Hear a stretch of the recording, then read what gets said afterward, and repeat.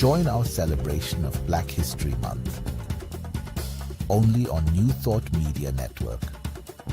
New videos every day at 6 a.m. Mountain Time, or watch anytime on our YouTube channel. 28 unique Black History moments, every day in February. Only on New Thought Media Network. A single piece of paper found on a dirt road in Mississippi sparked a revolution that forced a religious institution to confront its own racism and birthed a legacy known as the house that Ruth built. Ruth Mosley was born in 1930 in Olive Branch, Mississippi, a town that sounded peaceful but was anything but. This was the Deep South, during a time when the economy was poor, the justice system was broken, and violence against Black people was terrifyingly common. In her hometown, even the houses of worship were strictly divided. There was a place literally called the White Church, and it had a long walkway designed specifically so that unwanted visitors could be spotted and turned away before they even reached the door. It was a world designed to keep people like Ruth out. But the universe had a different plan for her. One day, while doing her childhood chores, Ruth walked a mile down a dirt road to check the mailbox. Inside, she found a pamphlet for Unity magazine. As she read it, she was struck by a concept that completely contradicted everything she had been taught. The pamphlet spoke of a God that was pure love, a presence that didn't care about your bank account or the color of your skin.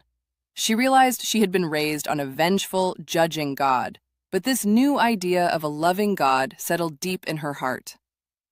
Life didn't get easier right away.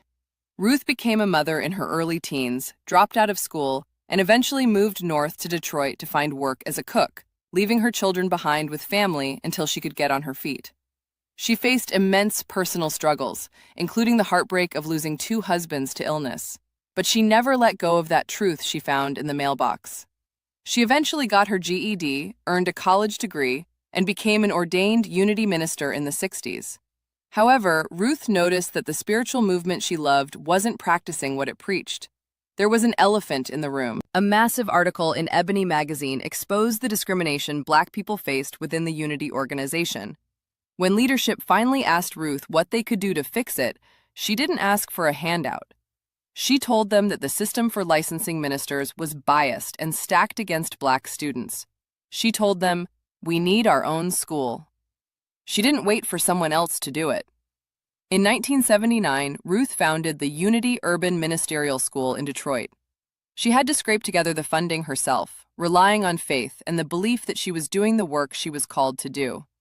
She built a curriculum based on fairness and academic rigor, creating a safe harbor for students who had been overlooked. They call it the house that Ruth built. It started with just 8 graduates, but today it has hundreds of alumni, and was even the first to launch an online ministerial program. Ruth Mosley passed away in 2020, but she proved that you can start on a dirt road in a segregated town and end up building a foundation that changes the world for everyone coming up behind you.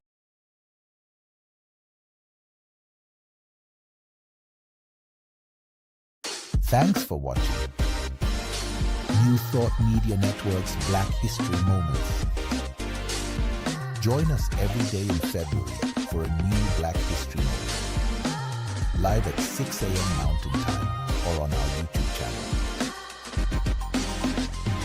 New Thought Media Network, positively inspiring.